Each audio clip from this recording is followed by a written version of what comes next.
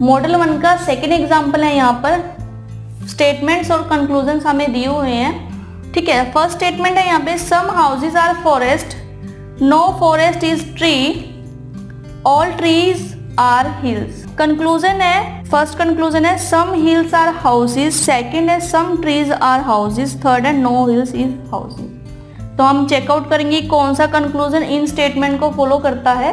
तो हम स्टेटमेंट से रिलेटेड पहले डायग्राम बनाते हैं। फर्स्ट स्टेटमेंट है सम हाउसेज आर फॉरेस्ट, ये हाउसेज है, सम हाउसेज आर फॉरेस्ट। तो जो ये ओवरलैप हो रहा है ये सम हाउसेज आर फॉरेस्ट यहाँ पर है। ठीक है, सेकेंड स्टेटमेंट है नो फॉरेस्ट इज ट्री, तो कोई भी ओवरलैप नहीं होगा, तो no forest is tree, overlapping नहीं है बीच में। ठीक है, और all the trees are hills, all the trees are hills, तो ये all the trees are hills. ठीक है, तो ये बेसिक डायग्राम है। अगर हम इसके सेकंड डायग्राम की बात करें, no forest is tree second statement में, तो हो सकता है कि हम इसको दूसरी तरह से यहाँ भी बना सकते हैं कि ये ट्री है। ठीक है, और ऑल ट्रीज आर हिल्स, तो all the trees are hills. ठीक है, इन स्टेटमेंट्स का सेकंड डायग्राम हम इस तरह से बना सकते हैं। अब हमारे पास डायग्राम मेंटेन हो चुका है। अब हम ये देखते हैं कि कौन सा कंक्लूजन इन्हें फॉलो करता है। फर्स्ट कंक्लूजन है यहाँ पे सम हिल्स आर हाउसेज, तो ये हाउसेज है, ठीक है, और ये हिल्स है। ठीक है, आपने कंफ्यूज नहीं हो रहा कि यहाँ पर दोनों ऑब्जेक्ट एच से थे तो मैंने एच लिखा, लेकिन आपने कंफ्यूज नहीं होना। यहाँ पर आप चाहो तो पूरा का पूरा नाम भी लिख सकते हो या एक दो लेटर भी यहाँ पर लिख सकते हो, ताकि आपको ये क्लियर हो सके कि यहाँ पर कौन सा आपने ऑब्जेक्ट लिया है। सम हिल्स आर हाउसेज, तो अगर हम यहाँ पर देखें some of the hills are houses, नहीं, क्योंकि कोई भी ओवरलैपिंग नहीं है इनके बीच में, तो बेसिक डायग्राम में तो ये कंक्लूजन फॉल्स हुआ।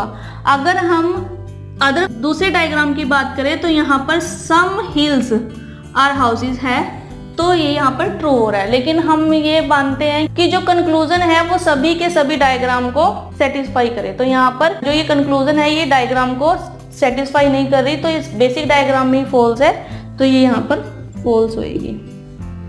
ठीक है, सेकंड कंक्लूजन है यहाँ पे some trees are houses, some trees are houses, तो इनके बीच में भी कोई ओवरलैपिंग नहीं है, तो ये भी बेसिक डायग्राम में फॉल्स है, तो सेकंड कंक्लूजन भी फॉल्स है।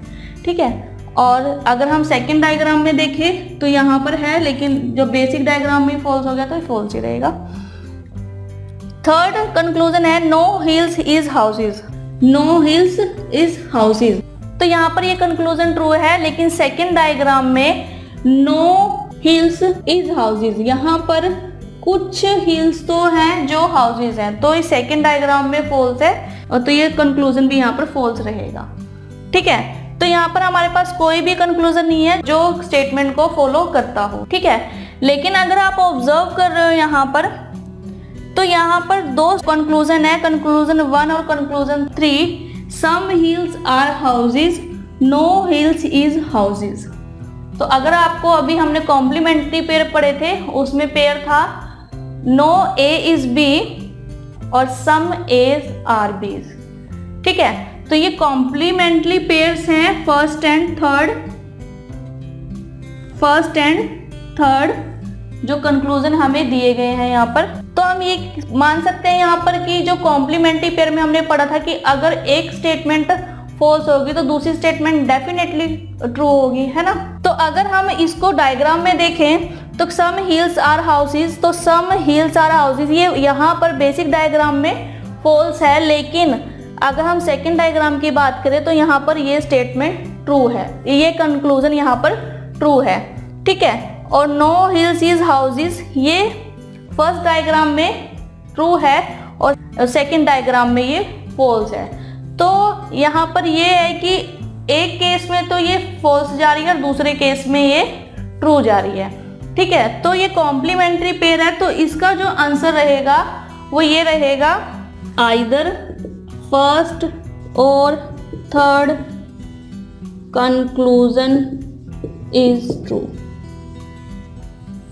ठीक है, तो फर्स्ट एंड थर्ड में से कंक्लूजन जो है वो ट्रू होगा। तो आई होप कि आपको ये एग्जाम्पल भी क्लियर होगा। ठीक है, इससे रिलेटेड नेक्स्ट एग्जाम्पल करते हैं।